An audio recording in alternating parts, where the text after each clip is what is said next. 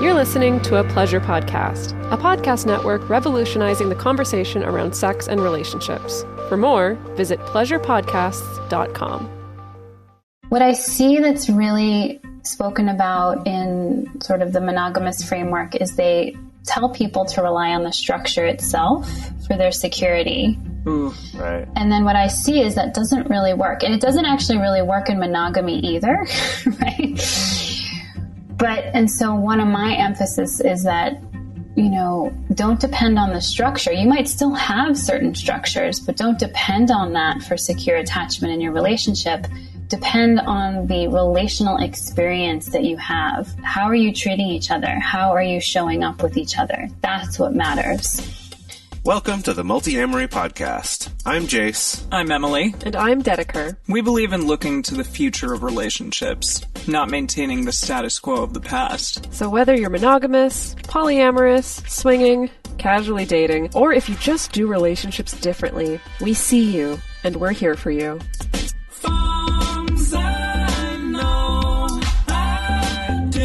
On this episode of the Multiamory podcast, we're speaking with Jessica Fern, a psychotherapist, public speaker, and trauma and relationships expert. And she is the author of the upcoming book, Polysecure: Attachment, Trauma, and Consensual Non-Monogamy. Today, we're going to be talking about attachment theory, one of our favorite things, but we're specifically going to be talking about how our attachment style can intersect with trauma and what this means for non-monogamous relationships and strategies for moving toward more secure attachments. So Jessica, thank you so much for joining us today. Yes, thank you for having me. Yeah, so this is super exciting. So your book is going to be coming out in October, and I've already told people, like in our private Patreon group, that I'm super excited for this book to be out there. I know on this show we talk quite a bit about attachment theory. I do feel that what I've seen in non-monogamous communities, at least people who are savvy, really like thinking about attachment theory. So I guess the first thing that I want to pose to you, in 2 minutes, let's say, could you summarize the entirety of attachment theory for our listeners who are not as familiar with it? Probably longer than that. But. Right. Well, in one sentence, it's we need love, right? True that. Yes. So I think, right, the brief, broad stroke of attachment is that as human babies, our first survival strategy is emotionally bonding with a caretaker who will take care of us and be kind and be attuned to us. And so depending on how responsive and attuned and available our caretaker is, we either develop a secure attachment to them or we have an insecure attachment. So if our parents are inconsistent or inaccessible or unresponsive or unreliable, a child's going to feel more insecure in their relationship to the parent. And then they're going to go on and feel more secure within themselves and within the world, right? And those early attachment experiences are sort of the blueprint that we then go on to replicate in our romantic relationships, especially. Right. And this theory has been developed from a lot of research based, from my understanding, so please feel free to jump in and correct me, research, really famous research about the quote unquote strange situation. Yeah. Wherein, where a very small child is separated from their caregiver, like left alone in a room for a little while. And then researchers are looking at how does the child respond when the caregiver comes back into the room. That's correct, Jess? That is it. So they're looking at both how the child responds when the mom, it usually was a mother in this case. This was research starting in the 60s and 70s, but still continues. And so they'd look at how does the child respond in the room, and then how does the child respond when left with a stranger, and then what happens on reunion with the mother. Right. So a child that is more securely attached, they're going to feel comfortable around their own parent, and they're going to feel free to explore the room of toys. That's a big thing, is that exploration comes online when we feel secure.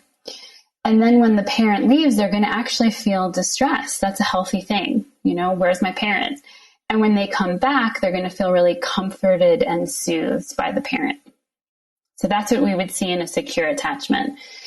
But in the insecure strategies, so a child who's classified or labeled as more avoidant is going to be less engaged with their parent. And when their parent leaves, they don't show signs of stress. And they don't even explore the room a lot. And then when the parent comes back, it's almost like they don't notice. Right? What's really interesting about those kids, though, is they look kind of calm and collected on the outside, and they're physiologically under stress. Wow. So they're actually not okay. Right? Yeah. Right. But what's happened is they've deactivated their attachment system. Right.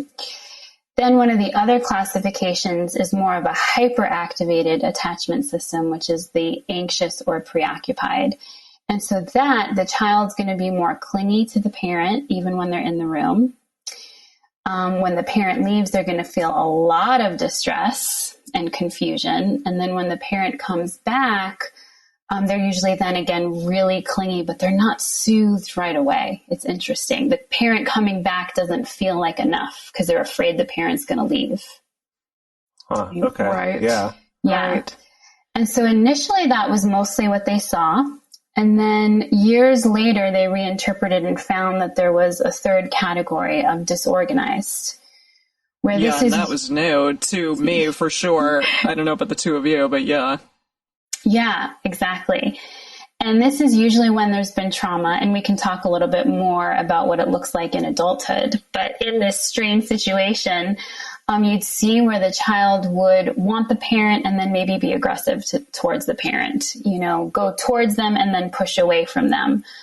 Maybe even freeze and be very afraid when the parent was gone or when the parent came back even. So you see a lot of signs of like more severe physiological stress and also like behavioral reactivity.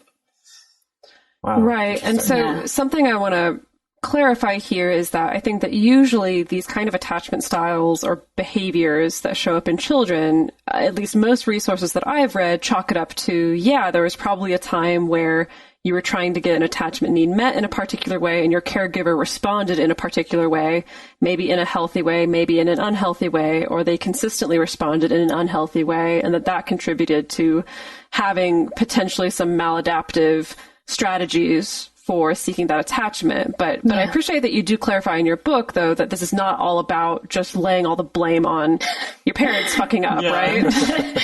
Exactly. Yeah, that's where I came up with that nested theory of attachment and trauma, which in the book I look at not just the parent-child relationship, but how do things like the home environment, the culture that we're in, the society that we're in, the global level issues that we're facing that can all impact attachment. So for example, like one of the main predictors of disorganized attachment is the mother working too many hours outside of the house. Well, that's a societal issue. That's usually an issue of poverty, not necessarily her being just a bad mom, quote unquote. Right. Yeah. So it's not about parent blaming. Right. Yeah. And so then just to connect the dots a little bit for our listeners, these behaviors that we see in children, like you said, then kind of serve as a model for then how we end up attaching to people as adults. So could you also go over in rough strokes, just kind of like what this tends to look like as adults? Yeah. So for the insecure styles, the avoidant is going to be someone who keeps people a bit more at arm's length, right? They're not going to show as much vulnerability. They're going to pull away when they see their partners showing vulnerability. Usually they're labeled as more like cerebral, right? Or intellectual. They're usually very competent in those realms too. Like they usually do really well in the work field. But they're people that are more of a lone wolf, or Tatkin uses the nautical metaphors of someone who's more of an island. Yeah. And it's not that they don't want relationships. There's a kind of a joke in the attachment world that the avoidance style wants to be in relationship and they want you in the house, but just in the other room. Oh God! Oh God! It's too real. Exactly. It's like having palpitations right now. Yeah. And so it comes though from, and usually they're very self-reliant. they really pride themselves on being so competent and not needing, right? And they usually don't like when other people need things, right? The word needy gets thrown around. But, and they've deactivated their attachment system, not because they actually don't have those attachment needs, but because they learned I can't rely on the people around me. So I only have myself to rely on, and it might even be unsafe to rely on others. So they have a lot of struggle with depending or even interdependence with their partners. So that was specifically what the more disattached from a partner. Avoidant. What do you call that? Avoidant attachment? Yeah, avoidant, dismissive. Yes. And I know personally I'm more of what maybe the avoidant would call the clingy side. So can you get into that one? And then finally the secure and disorganized, because I read Stan Tatkin's book, and he never spoke about that. He only spoke of the other three. Right. I'm interested to get into a little bit more of the disorganized as well. Great. So the anxious preoccupied, though, has more anxiety, and they're called the wave from Stan Tatkin's work, where, the avoidant is more withdrawing and they are leaning in big time. And so their system is hyperactivated. So they're super hyper focused on their partner, what their partner is doing, isn't doing. Do you love me? Oh, but maybe not enough. Oh, we didn't have sex this time. When are we going to have sex next time? There's just a lot of focus outward. And then they tend to lose themselves in that, right? And might not always know, what do I feel? What do I need? But they're very sensitive. This is one of their strengths, is they're very sensitive into the subtleties of the relational dynamics and any small shift. But usually even though they're sensitive to small shifts, they usually think it's personal to them. Oh, are you mad at me? When not necessarily the case. Right? It might just be like, I'm just hungry. Right? Yeah. So, and usually this person in a relationship gets labeled as being needy, or, what do we call people when they're like high clingy? Yeah, exactly. Then the disorganized is called disorganized in childhood, and it's called fearful avoidant in adulthood. Okay, that one I've heard before. I've heard people talk about fearful avoidant, just not disorganized. Avoidant. Okay. Yeah, exactly. And the disorganized definition comes from there isn't a coherent, organized strategy going on here in the same way that sort of the avoidant or the preoccupied has, right? But most of the time it vacillates between those two. So someone like, what happens with this style is their attachment system to move towards people is really high, but then so is the defense protective mechanisms. So Diane Poole Heller, I love, she says they have this one foot on the gas and one foot on the brake at the same time, right? And so that's exhausting, right? It can be exhausting to be that person. It can be exhausting to be in relationship too. So they might really, in a more aggressive version of the fearful avoidant, they might really demand and criticize what, this is what I need from you. And then they get it and they then criticize that and push it away. Right? In maybe not as much of aggressive, it can be someone who's just stuck in the freeze response a lot, right? And has a lot of like perfectionism going and like almost paralysis of just being in a lot of fear. Yeah. Well, like fear of abandonment specifically then, or fear of abandonment. So this is a great question. So the avoidant is going to have fear of engulfment. The anxious is going to have fear of abandonment, and the fearful avoidant is going to struggle with both. Got it. Right? I haven't heard specifically that term engulfment used before. What do you mean by that? Yeah, like you're going to come in and take over me, or I'm going to completely lose myself in the relationship if we get too close or too committed. Yeah. I like that term better than, because I feel like avoidant dismissives are usually described as having a fear of commitment. Yeah. But I like distinguishing engulfment as kind of a step beyond just commitment. It's like the really scary version of commitment, says me, the avoidant. Right, exactly. Well, the avoidant, right? I don't love the terms avoidant and dismissive. And in the book, I make that distinction. Like in the healthy version, it's just someone who's really advocating for their independence, right? That's their primary value. Whereas, the other style of the other end of preoccupied is really looking for connection. Right? Yeah, I appreciate you saying that rather than just like, wow, this person's super clingy and this person's super avoidant of you. Yeah, I do it because, I do find myself personally to maybe be more clingy in some of those ways, but also I am attuned to people. So I appreciated you saying that very much. Good. So if we can talk about then like the cherry on top of the attachment sundae, which is this secure attachment. So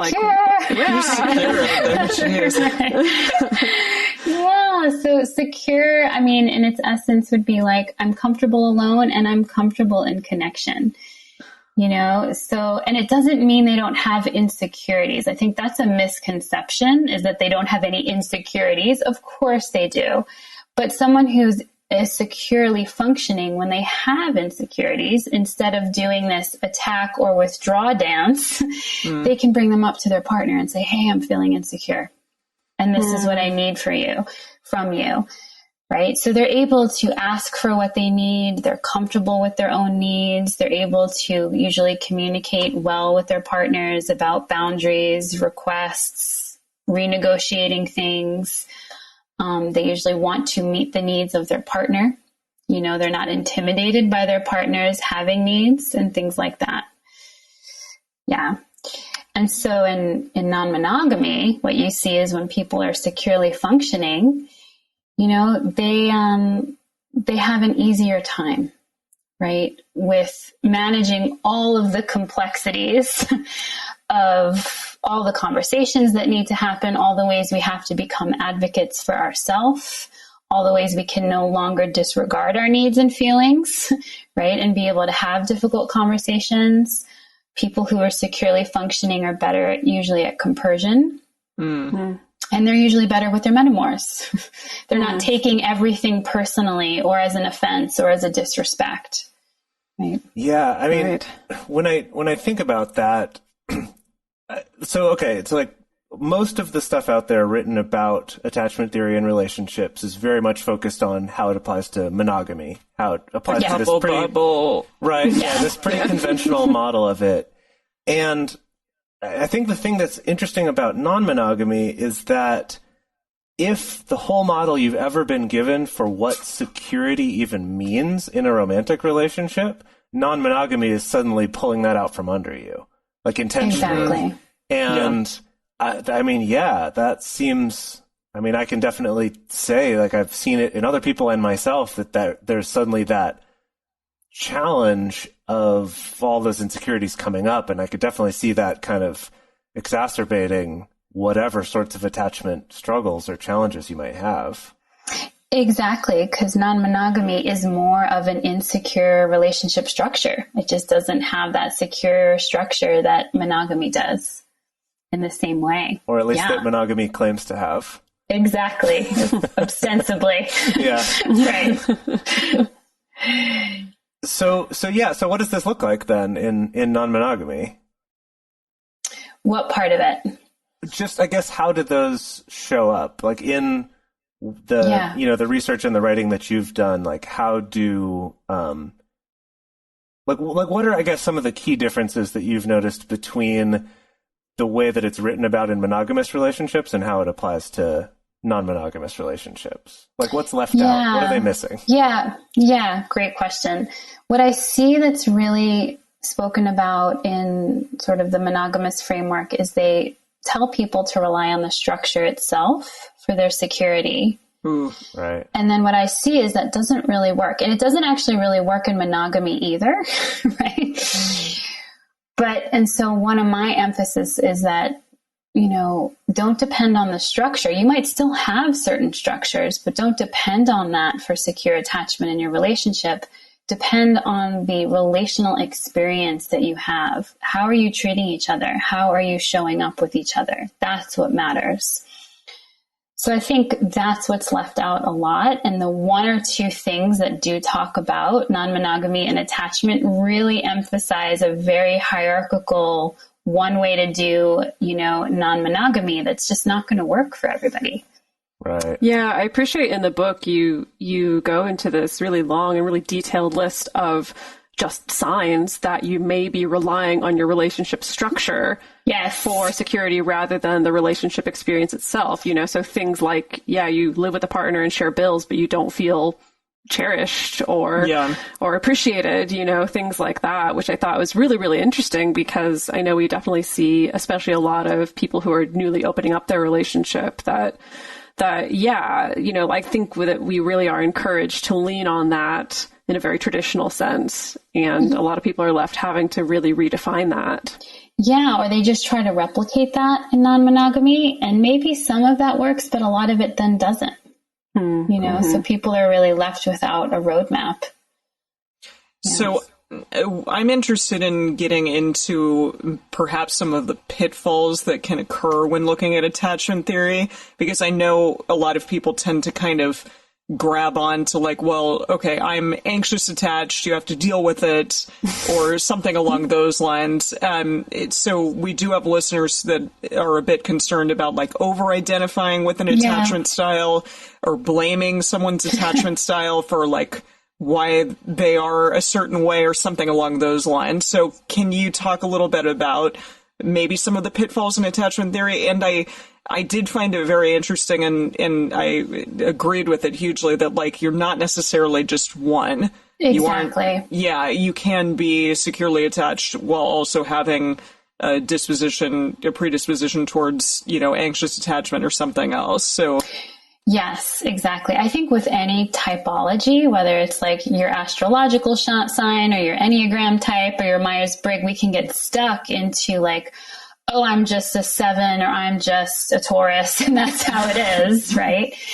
And we're much more complex. And so with attachment, exactly, we're not just solidly one style. You know, we can experience different styles with children experience it with different parents, right? They can be differently attached to their different parents. We have different attachment styles with different partners. So that gets really exposed in non-monogamy in a way that can surprise people because they might have always been more of one style, and then they open up and they're seeing themselves expressed differently, and they don't know what to do. Yeah. And even in the same relationship over time, our styles can change. Yeah. And I think even though it kind of is usually presented as this typology, most people don't feel that way. They're like, oh yeah, sometimes I'm a little anxious, and then some more of the times I tend to be withdrawn, but you know, we kind of know there's more nuance.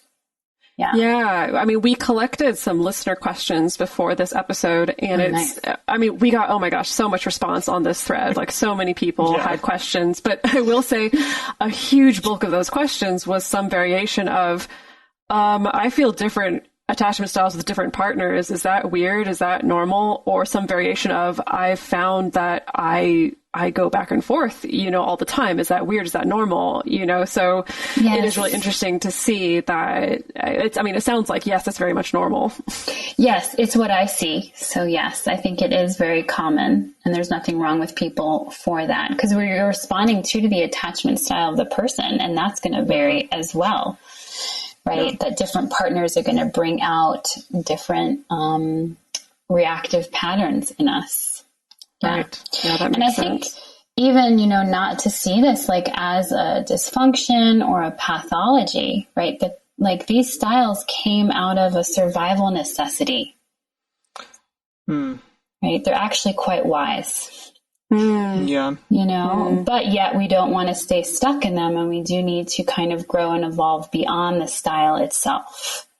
Right. So I wouldn't use our style as an excuse, because it can't forever be an excuse. Sure. Yeah, I guess. Right. Yeah. That's actually something else that I was curious about, is that, you know, a lot of this is based on research with children and how we develop attachment styles. Is how changeable is this over our lives? Is it just kind of, maybe you happen to be someone who vacillates between a couple different ones, but you're stuck with it and you just got to learn to deal with it the best? Or can this change based on your experiences and your relationships and things like that? Yeah, so it absolutely can change. That is the good news, is that if you have experienced any of the insecure attachment styles, you can jump between them depending on, I think there was a study that showed in adults that even every 4 years, their attachment style changed. Wow. Of course, this was with a monogamous population. And I had wondered how much of that is because they changed partners, that relationships might only be 2 or 3, 4 years. Yeah. Right. So yes, our attachment styles can change, but the good news is that we can go from an insecure style to an earned secure is what it's called. That usually doesn't happen on its own. It takes the intentional work of, healing our attachment wounds, working through our painful past, and then looking at the behaviors and beliefs that we're continuing to participate in as an adult that we do need to change. Right. Yeah. So I also wanted to ask, and of course you go into this a little bit more in detail in the book, but how does trauma intersect with attachment theory? I mean, we did get a specific listener question, which I thought was interesting. This person asked, are attachment styles just dysfunctional trauma responses? It's a great question. And I think it's hard to tease them apart, honestly. That yes, our attachment styles have come from trauma, whether you call it a capital T trauma or like a lowercase trauma, right? That the biological, emotional, psychological needs of that responsiveness, availability and attunement weren't happening. And so it's not just overt neglect, overt abuse, right? But those would be the traumas as well. So yeah, these are adaptations from trauma. Absolutely.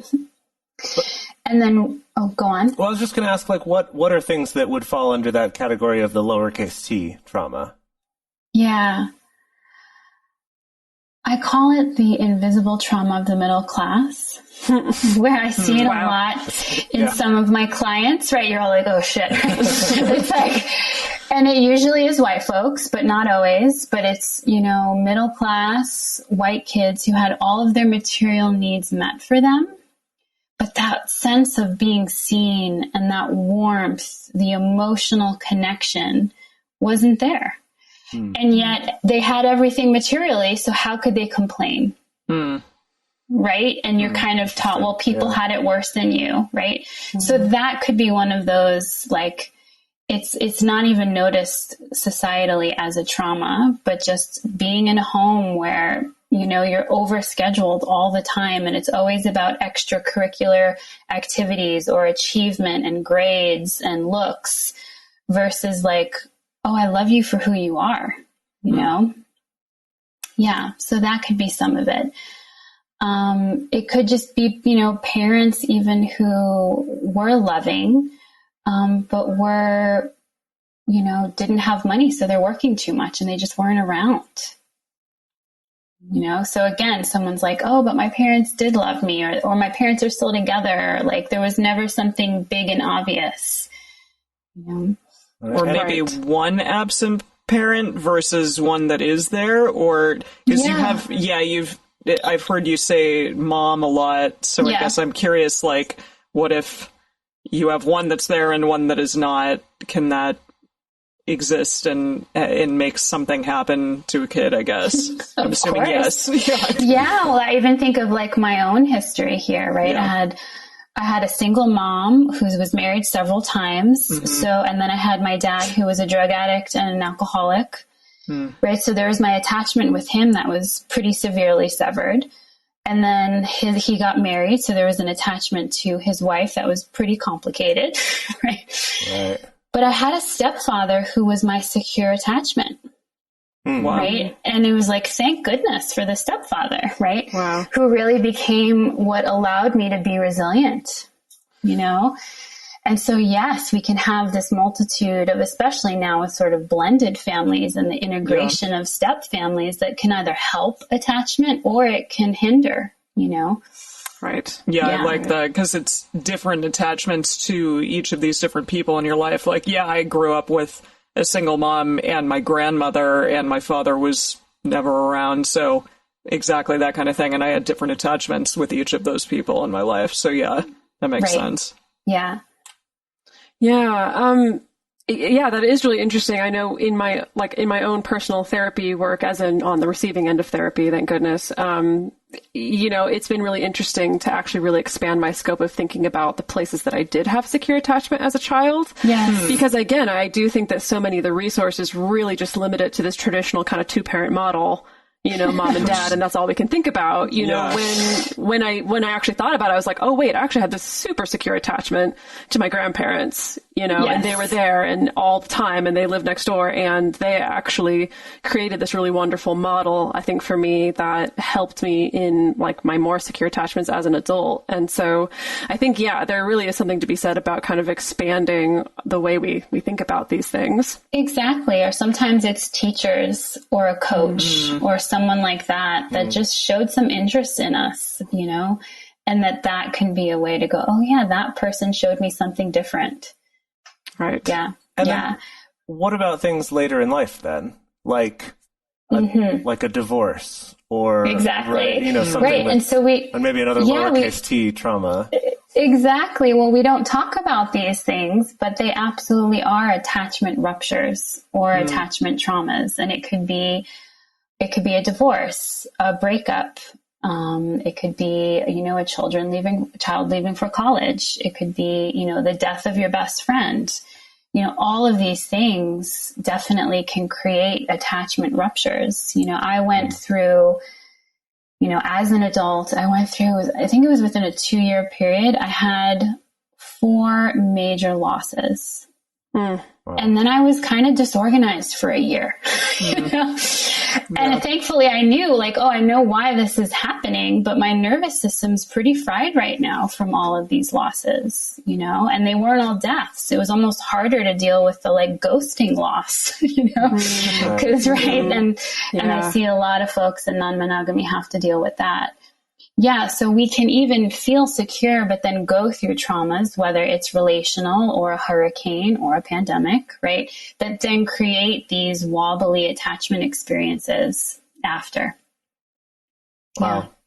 So we want to go on to talk about specifically ways of finding good partners, as well as ways that you can work to improve your own the amount of security that you feel in your attachments, as well as questions that we've gotten from our listeners specifically for you.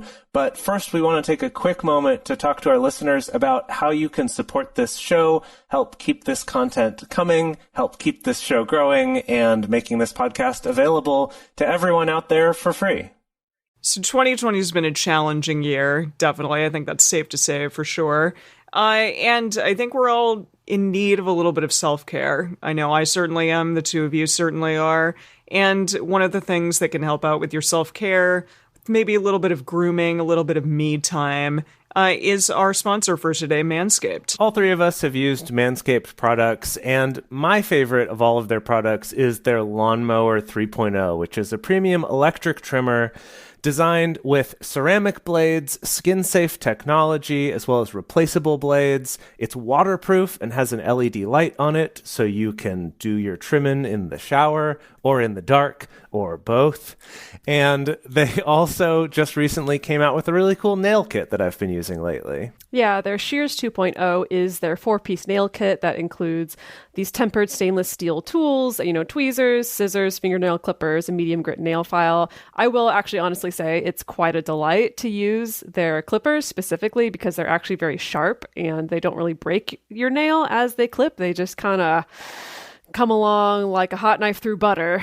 And next thing you know, you have these perfectly manicured nails. It's fantastic. I definitely can't say that about every single nail clipper that I've come into contact with. Yeah. So, listeners of our show will get 20% off and free shipping with the code MULTI, M-U-L-T-I, at manscaped.com. That's 20% off with free shipping at manscaped.com with the use of the promo code MULTI. Hey, y'all. So who doesn't want a stronger orgasm? They're awesome. Having an orgasm in general is great, but stronger ones are even better. Why not? Why wouldn't you want that? So we want to talk to you about a little something called Pour Moi. It is an intimate health and stimulation device. A lot of people might be tempted to call it a vibrator, but it's actually much, much more than that. Yeah, so I actually had an opportunity to try out their device called the Intensity by Pour Moi. And so what it is it's not only a vibrator, but it's also a device that will help you exercise your Kegels. And Kegel exercises are really important for strengthening your pelvic floor, which is what leads to stronger orgasms. So it uses a combination of vibration and e-stim, and that maybe sounds a little bit scary, but I can tell you, I live to tell the tale of using it. And it was a fascinating experience, and I would actually recommend it. I gotta get me one. Jesus.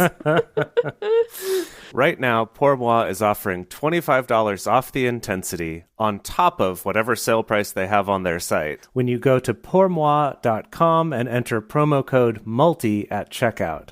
That's $25 off when you go to POURMOI, see it's French, Pour Moi, and use promo code MULTI. Pourmoi.com, code MULTI. Since the beginning of this show, it's been really important to us to make these resources and this information available to as many people as possible. And doing that through a free podcast has been amazing in helping us reach more people, to let them know that they are represented, that there are people who understand you and who are working on relationship advice and tools for you, and not just if you fit into this one particular mold that's in the movies and the TV shows.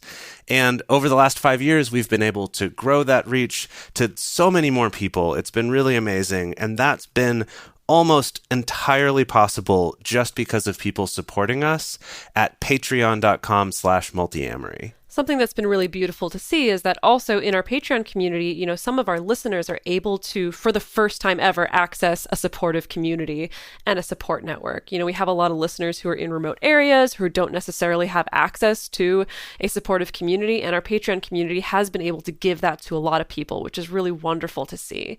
And so we really appreciate the people who are in our community who choose to support the show, and we want to give back to the people who are going out of their way to help us keep making this show. So some of the cool things that we offer as a thank you include private Facebook and Discord communities just for our Patreon listeners, having early releases on episodes, getting bonus episodes, and also private video discussion groups. We love getting to give back to our community in that way. So if you do want to join this amazing community of people who help make this show possible, go to patreon.com/multiamory today and become a patron of ours. We'd really appreciate it.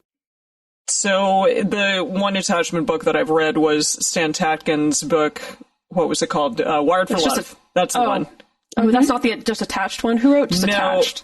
It was two people wrote attached, but Wired for Love was Stan Tatkin. Right. If I am correct on that, I believe I am. But yes you are. And he talks a lot about just like, well, find a partner that's secure, and then you will become secure. And a lot of attachment resources out there kind of do that. And it was one of the many, many things that I loved about your book was you talk so much about the internal and kind of healing from within rather than just like finding another person to fix you. But we do have people out there who asked us, like, how is it that you do find a securely attached person? Yeah. How do you find a securely attached person? This used to be a drop-down menu on dating apps. Exactly. And a filter preference, right? Yeah. Right. I mean, there is some truth that, yes, if you're dealing with an insecure style and trying to work through it, being with a partner who can show up in more secure ways is going to help. Absolutely. Right. And yet what I've also seen is that when two people or multiple people are intentional about this, like they might say, hey, we're both dealing with an anxious style. So how can we start to show up together in more secure ways? And they can work on it together. So it's not like you all have to be, done and secured and figured out kind of thing. Mm-hmm. But I think there does have to be an awareness of this and an intentional, let's do something different and work through this together. Right. Yeah. Absolutely. Yeah.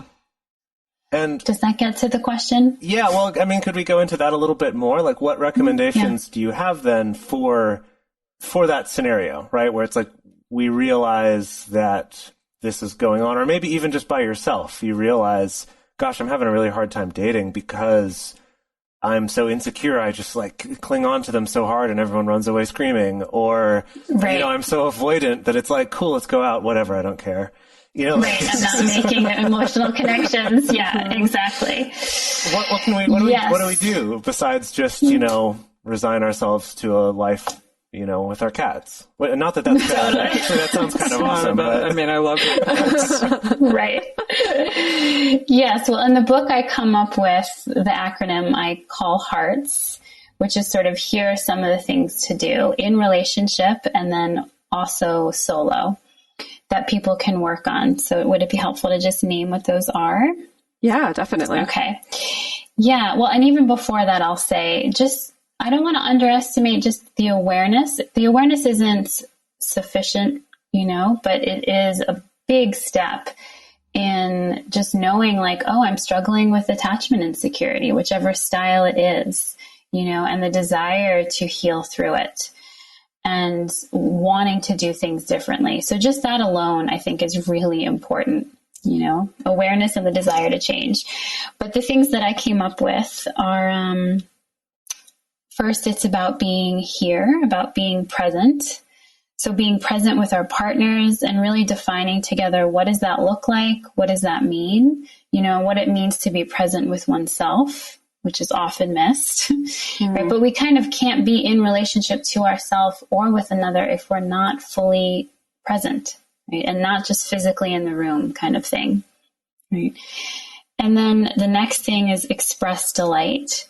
I actually love this because this is not talked about widely in the common attachment literature.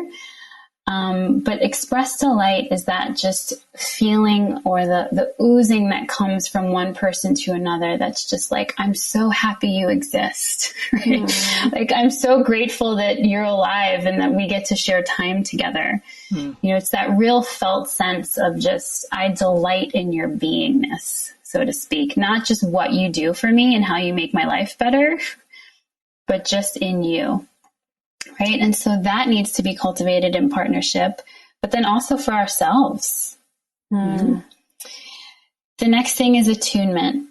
And this is what, whether monogamous or non-monogamous, I see most couples need to learn about how do I attune first to myself and know what it means to really be present with my internal landscape.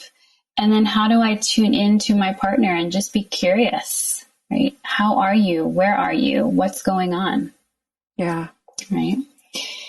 Then rituals and routines. That's one of the next things that people can work on. So especially when healing attachment, I see that it's almost like a cast is needed for a while. Like when there's been a broken bone, you don't wear a cast forever, but you do need it for a while. And that can be what some people really benefit from having, like, yeah, I do need sort of our standing date, I do need to have our little routines and rituals, both profound and mundane, to sort of feel, the relevance of this bond, so to speak. Right. Yeah. That broken bone metaphor makes a lot of sense. Yeah. Or scaffolding. That may be another metaphor to use. Like when we're building a new structure together, there is that scaffolding that goes on the outside for a while, but then it doesn't stay. Right. But especially if two or a few people are healing their attachment together. Then the next is turning towards after conflict. So really about rupture and repair. And there's a phrase in the attachment world and even couples therapy that like rupture is inevitable, right? Some people get really hung up on like, well, we should have never even had ruptures, or a good relationship is, oh, we never fight. And it's like, not really. But when there's miscommunications or disagreements, how do you repair with each other? So really knowing what repair work means. And I think the biggest thing, this is one of the biggest things I'm seeing with healing individual attachment, is how do I repair with myself when I fall short of my standards? Oof. Wow. So, yeah. Wow. So that's inner critic work, right? I have something I'll be coming out with soon, which I'm calling the shame triangle, which is how do I work with the inner critic, the shame, and then the escaper, the part that wants to not have to deal with any of that. Right? Wow. Yeah. And when there's been trauma or attachment wounds, I haven't yet seen anyone who doesn't then experience some form of harsh inner critic, a lot of shame, and then all the ways we try to escape. Right. Yeah. So let me just say, first of all, this HEARTS acronym, when I read it in the book, I messaged Emily and Jace to be like, oh my God, she made an acronym. She really is a multi-amorist. It's amazing. We do love our acronyms. Yeah. I love them. I will say, I just really appreciate, we also got a lot of listeners expressing frustration that so many of the attachment resources out there are like, yeah, you should aim for secure attachment. Just, work on it. You'll get there. Good luck. Just try to grow in that direction. You'll be fine. And it feels like very few resources lay it out in this way of like, here's some very clear, actionable things that you can do, or some questions that you can ask, or conversations you can have to help mend this. Yes. Yeah. That was my frustration too, for years, of just being like, how do I do this? And where's the questions or the conversations to have? So of course, HEARTS may not be perfect, but it's a start. So yeah, so far I've said the heart, and then the S, the HEARTS, is secure attachment with self, which is really where you're applying the heart to yourself. Right? Yeah. And this is key, I think, in general, but if you're going to be embarking on non-monogamy, there really needs to be more of a secure attachment with self to be able to navigate that, all the complexity and the uncertainty that happens from this more insecure relationship structure. Yeah, definitely. Feels like it's really crucial. So closer to the end here, I want to talk about some listener questions that we've gotten, and we've kind of sprinkled those in a little bit throughout. I tried to kind of group some recurring themes together and paraphrase a little bit. So I'm not necessarily, just for those of you listening, I'm not necessarily reading anybody's question verbatim, but tried to condense from your many questions and comments so that we could ask them in an efficient way. I wanted to ask about, we got some questions about, helpful tips specifically for avoidant attached people and being in relationship with avoidant attached people, because a lot of the resources out there basically say, yeah, don't date those guys. Just don't deal with them. Yeah. just don't even. You see them coming, go the other way and kind of treat them like the bad guys. And of course, being more avoidantly inclined myself, I have some ire about that. But I was wondering what your thoughts were on that. So there's two questions there, right? Like tips for how to be in relationship with someone who's more avoidant, and then how to date if you're more avoidant. Yeah. Yeah. So I think if you're dating someone who's more avoidant, give them space, but invite them in.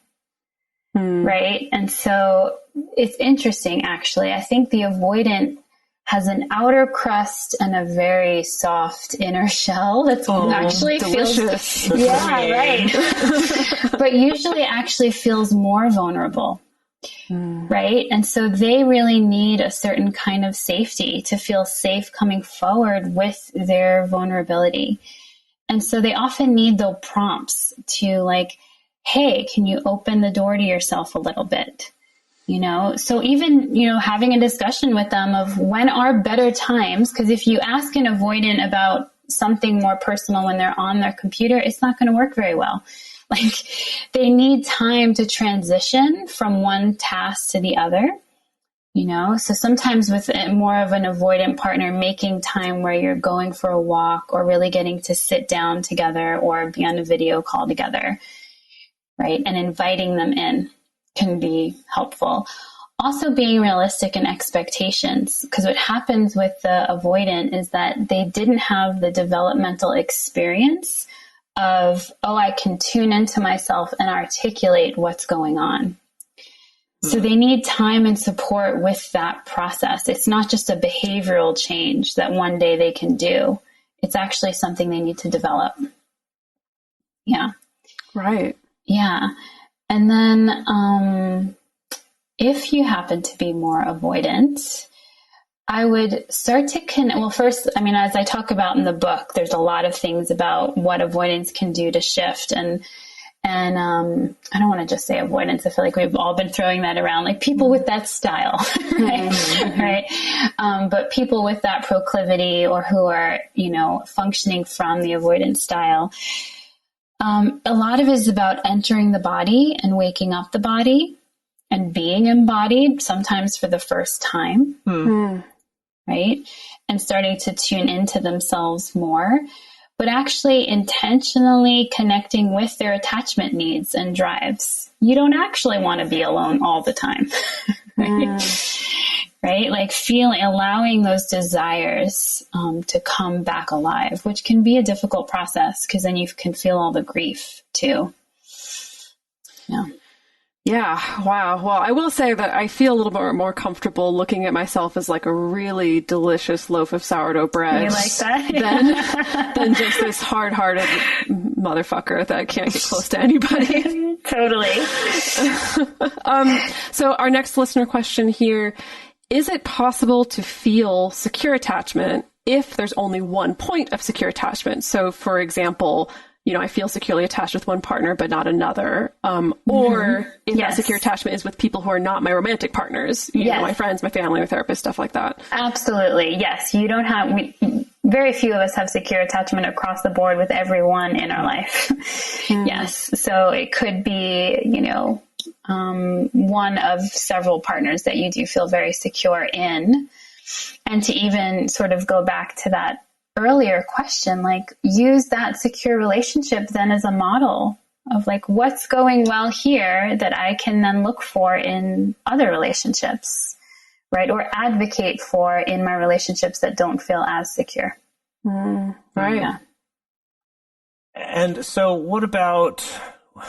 how about this? When can you just blame your partner for their attachment problems being all the issues and nothing's your fault? We already said we can't do that. Right. No, there have been times when I'm like, I say to one person, like, this really is not you right now, right? This really is a partner and it's usually someone who's, it happens in all of them, but I'll just say for a moment, like someone who's really not able to manage their anxious, preoccupied attachment. Right? And they're really starting to control their partner or have unrealistic expectations that it's not the other partner. And the other partner might be like, I'm communicating clearly, I'm giving a heads up, I'm following our agreements, and this partner just keeps losing their shit. And so there are times where you have to be like, you need help with this. There's no more that I can do to reassure. Yeah. But there comes a time like there's no more reassurance someone can give, Yeah.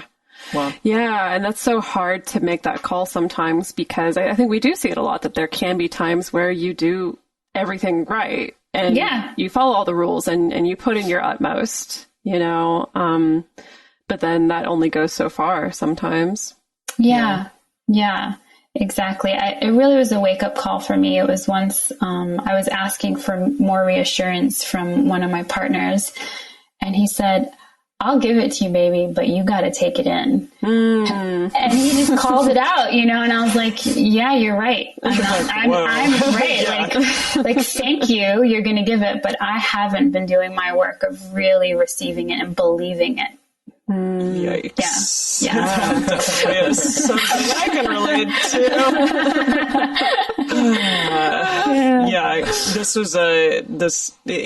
This was a really good book for me to read, and I want to read it again because there were a lot of juicy nuggets in there, and I can't wait for all of you out there, dear listeners, to read it as well.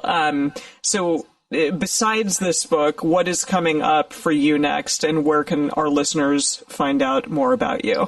Yes, well, they can go to my website, jessicafern.com. That's the easiest way. But in addition to the book, so in the new year, I am going to be launching a Secure Attachment with Self program. So it'll be an online program that will have a combination of videos, guided practices, meditations to do, and then live teachings with me and one of my partners.